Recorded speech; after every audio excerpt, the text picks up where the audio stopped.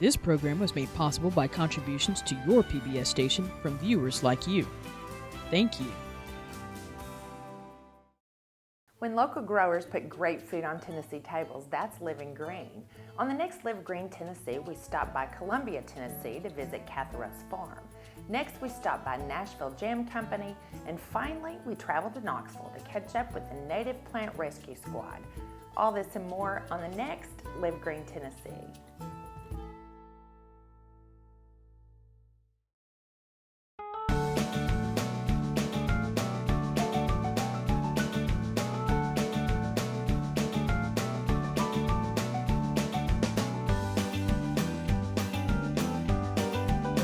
Pick Tennessee helps you find local farms and farmers markets, plus offers tips for choosing, using, and storing the fresh foods you buy. The Pick Tennessee mobile app is available now on iTunes and Google Play.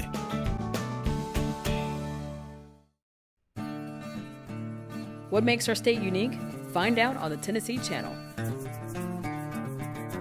a statewide initiative by your public television stations. Each program is created in Tennessee, about Tennessee, and broadcasted in Tennessee.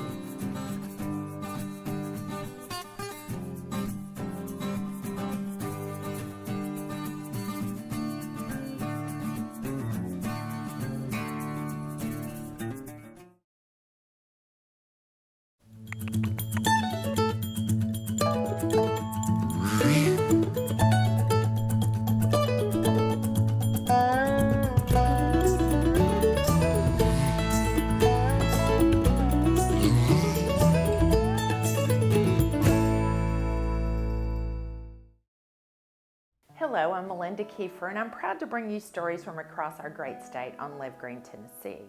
Katharos Farm, LLC is a family-owned, beyond organic, pasture-based farm just outside Nashville, with a vision to deliver the purest meat available in Middle Tennessee and beyond. For thousands of years, Katharos has meant purity, and they can't imagine a more important standard to guide everything that they do.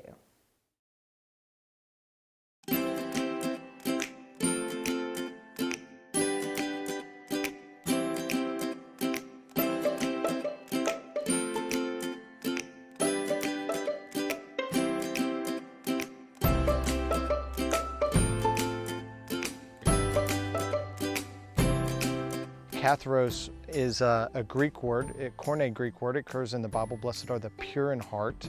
That word purity that really drove the fundamental mission behind what we were going to try to do that would be different. And we launched Katharos Farm. That's our objective, is to raise our animals as purely as possible, chemical-free, and giving them fresh food, fresh water, and fresh pasture every day. All of our feed gets tested that comes into the farm for over 200 chemicals, and a special test where they break down the feed and dive deep in to see if there's any traces of Roundup. So we can ensure that there is zero chemicals involved with the feed that we're providing our animals.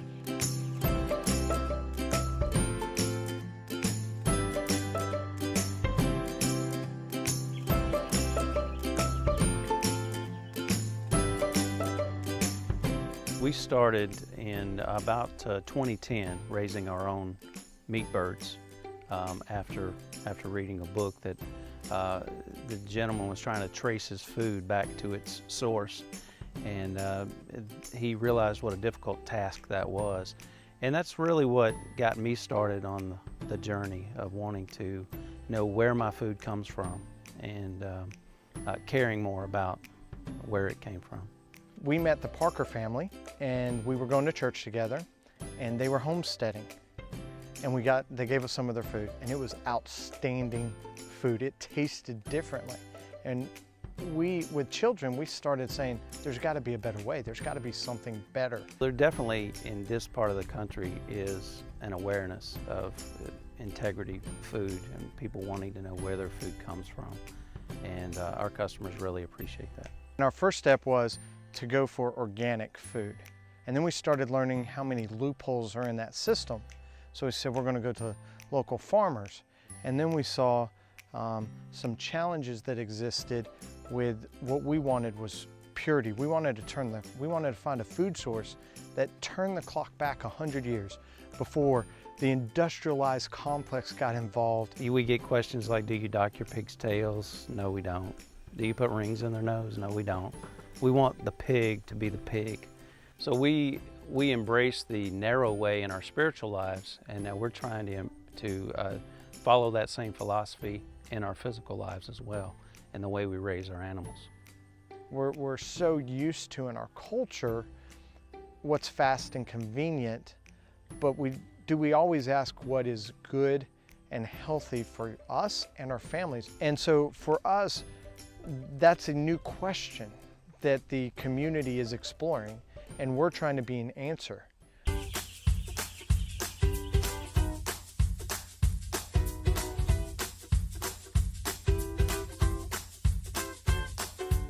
We believe in rotational grazing, both for chickens on a daily basis and for the pigs every 2 to 3 weeks. We want to mimic nature in every single way. The chickens get fresh pasture each day. They're moved in their shelters. We use the chickens to fertilize the ground. As they're moved across the land, they're fertilizing the ground as they go as well. So that's benefiting the land. We started on a 3-acre tract of land, and as we grew, we realized we needed more space if we wanted to expand the animals we were raising. So we're currently raising chickens and pigs and ducks and cattle, and looking to expand into turkeys and lambs. So we realized that we needed to find a bigger tract, and we're now on a 40-acre tract in Columbia that's minutes from Spring Hill, half an hour from Nashville, and it's just a great location for us and our customers. As we have expanded as quickly as we have, the challenges of gaining market share are always going to be there. Getting a whole bird is not what a lot of our generation are accustomed to. I've actually gone into people's homes. I've actually had them into my home, customers, and showed them how to break down a bird. And when they see the bird broken down, they're like, that was easy. And the savings is significant if they were going to buy all the different parts from a supermarket store. And yet they can use the breast, they can vacuum seal it and set it apart. They can use the bones for their own stock. And they gain a better connection with their food. And our customers appreciate the food that we raise, and being able to visit the farm to see how the animals are raised and how we take care of them. We have big plans for the future. On the 40 acres that we have, we hope to gain the parcel next door. And we plan to expand on the 10 acres just behind the current pasture, reintroduce that to pasture. It was let go about 10, 15 years ago, and that's what we have today. We're going to move the hog operation on top of the plateau in the back. We're going to dig a pond on the very top and about halfway down. We're going to collect rainwater and use that to support and water all of our livestock on this place. We're excited that this fall will hopefully be the last time we ever plant a seed on any piece of this property. We had to jumpstart it. It was abandoned and not taken care of for several years. So we've jump-started it this year. We're jump-starting the organic growth, and now we have it working. And between the animals and the care for the soils, everything else will take care of itself. It's a beautiful circle. It's a beautiful connection between land, animal, and the interconnection between the animals. And if we can get out of the way, they will do all the work, they will live a productive life, and people will benefit from the great quality of food that it produces.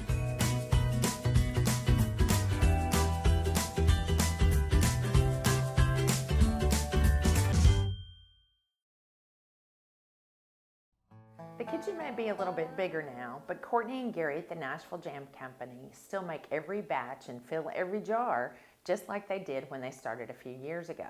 Their commitment to quality is unwavering. No high fructose corn syrup, no juice concentrates, only real sugar, fruit, and lemon juice, and absolutely nothing artificial.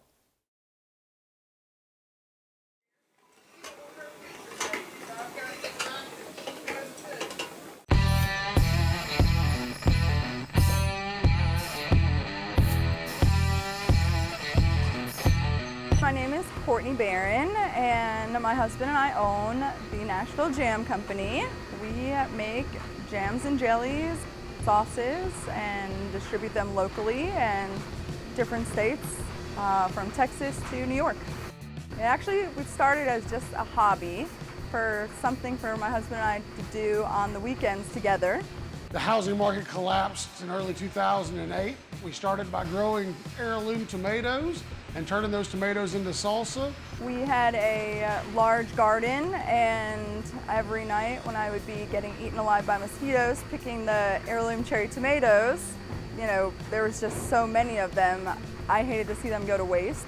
We just started selling them at the farmers markets, and we started making a couple different flavors of jams and jellies in mason jars with black and white labels that we printed off our home computer. Salsa evolved into jam, and the jam really took off, so here we are today. It's a crazy story. Just going from mason jars literally to adding flavors and, choosing a different jar, and it really just kind of snowballed from there. We actually started at the Murfreesboro Saturday Square Market. It's on the square. And we got to know those people, and maybe it was peaches, or maybe it was strawberries, or blueberries, or blackberries, whatever it was. We got to know those farmers intimately because we were selling right alongside them. So it was pretty neat to have that happen and then form that bond from the birth of the company. It's actually my 7th year at the Murfreesboro Market this year, and we have grown exponentially in the past 7 years. So our first goal is to get into Whole Foods. They were one of our first stores that we got into. It's so funny because I actually read the book Cold Calling for Idiots because I was very nervous going into stores and trying to pitch the idea of them having the jam on the store shelf. For a lot of the major hotels in Nashville and restaurants, as well as a pretty large regional chain. We do a lot of service size containers, so to where, just we got some notoriety and people just started calling us. So there's a lot that goes into making jam and jelly, especially on the volume that we do now. We cook in 100-gallon kettles and 40-gallon kettles. We use several local farms. The Green Door Gourmet or Hidden Valley Farm in West Nashville is one of them. Guardian Herb Farms is a new one that we're looking at using this year for blueberries and blackberries. And then there's also Cox Berry Farm in McMinnville. So we get all of the fruit, we bring it all together, we put it in kettles, we add a little bit of sugar, a little bit of real lemon juice, heat it to 190 degrees, put it in jars, let it cool, put labels on it, and then send it out to stores. Our farthest stores are actually just people that have actually contacted us. They've been in Nashville, tried our jam at a farmer's market or restaurant and loved it and called and wanted to put it in their boutique or store or restaurant. For a list of retailers, you could visit the NashvilleJamsCo.com, and the jam is plural. Also, we do a couple farmers markets throughout the week in Nashville. We are set up at Sevier Park at the 12 South Farmers Market on Tuesday nights from 3:30 to 6:30. We also set up at the Hip Donaldson Farmers Market, which is on Friday evenings from 4 to 7 in the Ace Hardware parking lot right next to Bank of America on Lebanon Road. And then, like I said before, the Murfreesboro Market on Saturday mornings, 8 till noon. Starts the first Saturday in June, goes to the last Saturday in October. And we actually have our own restaurant. It's called the Nashville Jam Cafe. We opened Mother's Day weekend 2 years ago, so I guess, what is that, like a little over a year and a half? And it is located at 5234 Saundersville Road in Old Hickory, Wednesday through Sunday from 7 a.m. to 2 p.m.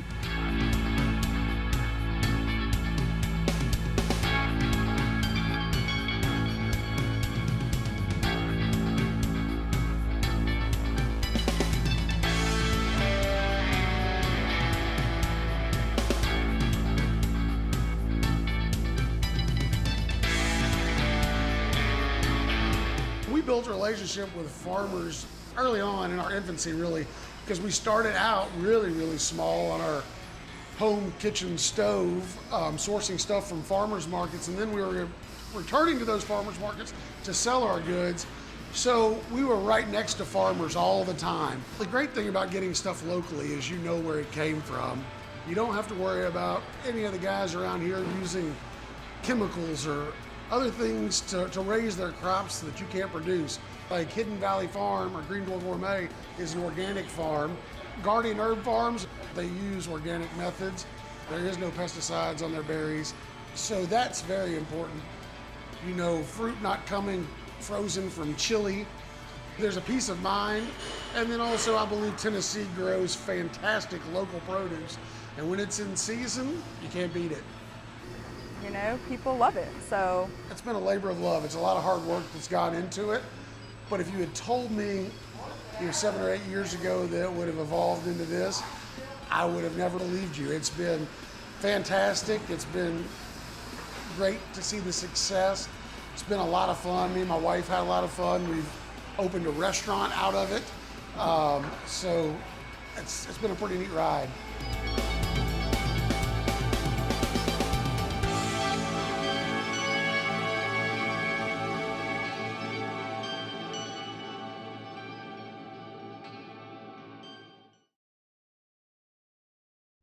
There's a volunteer group traveling all over Tennessee with a unique mission to save our state's native plants.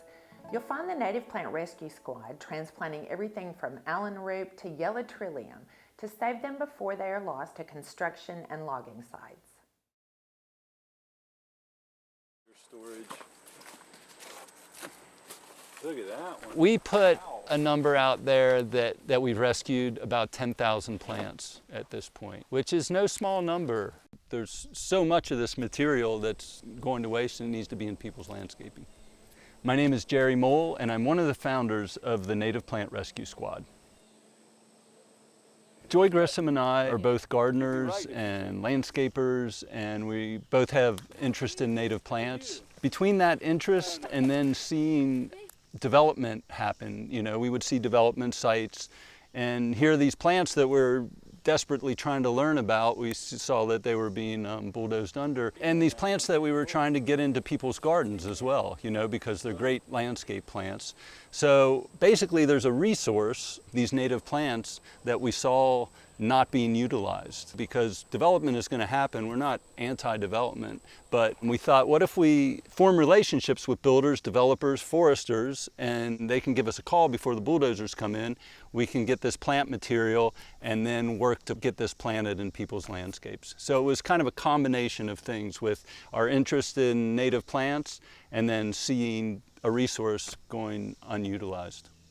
We started the Native Plant Rescue Squad in the spring of 2015. We had been doing some rescues before that, and that's part of what gave us the idea to formalize this. One of the reasons why this is an amazing place to do what we're doing is because East Tennessee has one of the most diverse populations of native plants in the world. It's amazing. It's a huge part of our heritage here, really, is this biodiversity. So the plants that we rescue, I think there's like 457 endangered plants, like in this area, a huge number of endangered plants. What we're focused on is getting as much plant material that we can from these sites that's going to be dug up and getting it into people's landscapes. It all became possible because we knew the property owner, and it being 50 acres and selectively logging certain areas, that became an opportunity, like, let's just rescue and see what we can, what we can learn about and offer to the community, along with the education of why they're important. An example of a forester or a logging project is where we are now. This is a selective logging site. The pines were diseased with pine beetle, so they really needed to take out the pines for the health of this forest. And this site, they want to do like forest farming of medicinal herbs and things like that, and they're kind of very eco-friendly landowners. The cutting of this site took a year, so we learned a lot about what would transplant.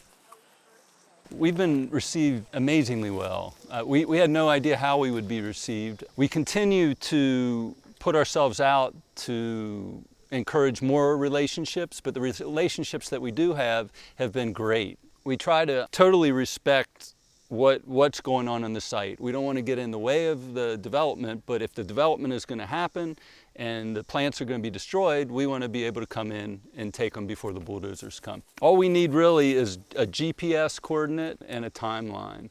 And we have a contract that we present to the landowner. But yeah, the reception has been great. We also have residential sites. You know, somebody will call us up and say, hey, somebody's going to come in, they're going to tear all this stuff out. There's a lot of natives. We don't have anywhere, you know, for them to go. Can you come out and get them? We have a clear-cut site right now that's, I think, 64 acres. It's, you know, it's close to the Smoky Mountains. It's a lot of native material. It really doesn't. We plant. So some of the local varieties of things that you might find at our booth at the Market Square Farmers Market are spring ephemerals like trillium and bloodroot, Dutchman's breeches, Solomon seal. The list is just huge. And then there's prairie plants. We have coneflower, we have black-eyed Susan, we have brown-eyed Susan, we have purple coneflower, late blooming thoroughwort, asters, we have native asters. So we also rescue native trees and shrubs. Some of them would be sassafras, I think hemlock, dogwoods, azaleas, rhododendrons, all kinds of native plants. Our selection of native plants is probably 70 or 80 native plant varieties is what we generally have in stock, and that's growing all the time.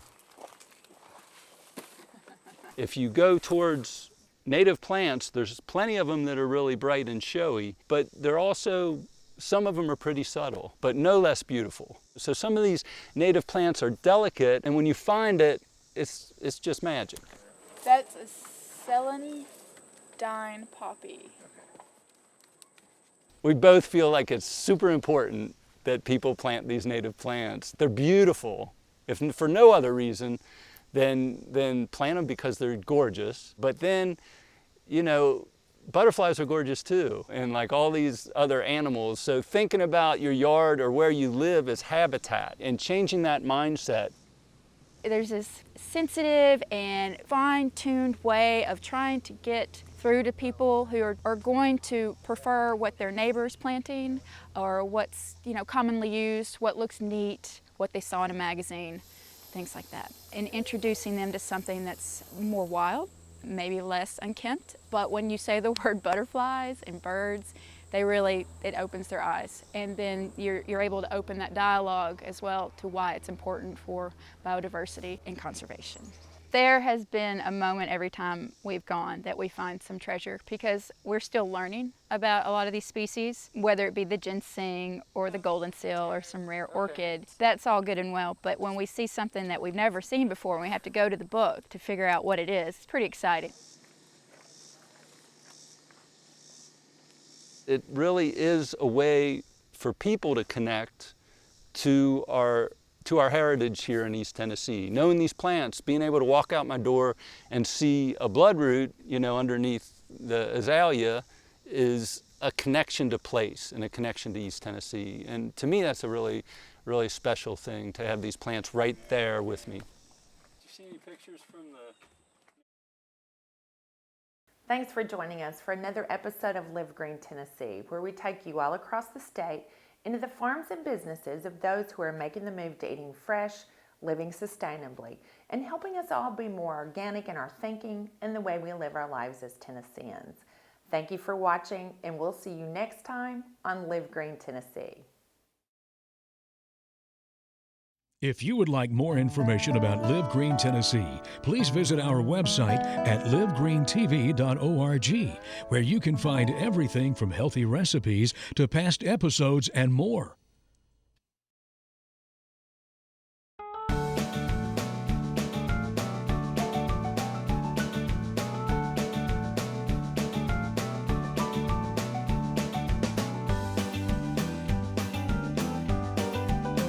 Pick Tennessee helps you find local farms and farmers markets, plus offers tips for choosing, using, and storing the fresh foods you buy. The Pick Tennessee mobile app is available now on iTunes and Google Play.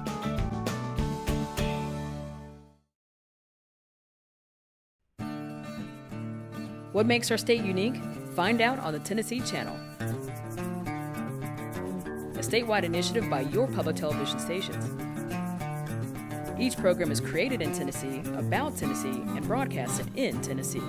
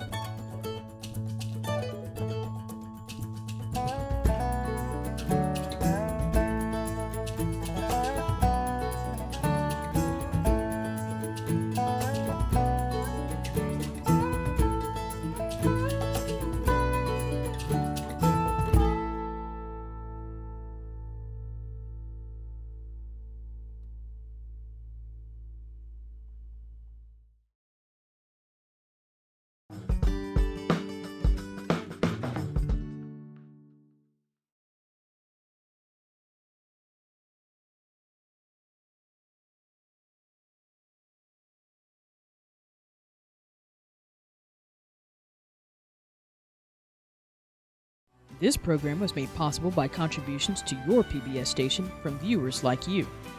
Thank you.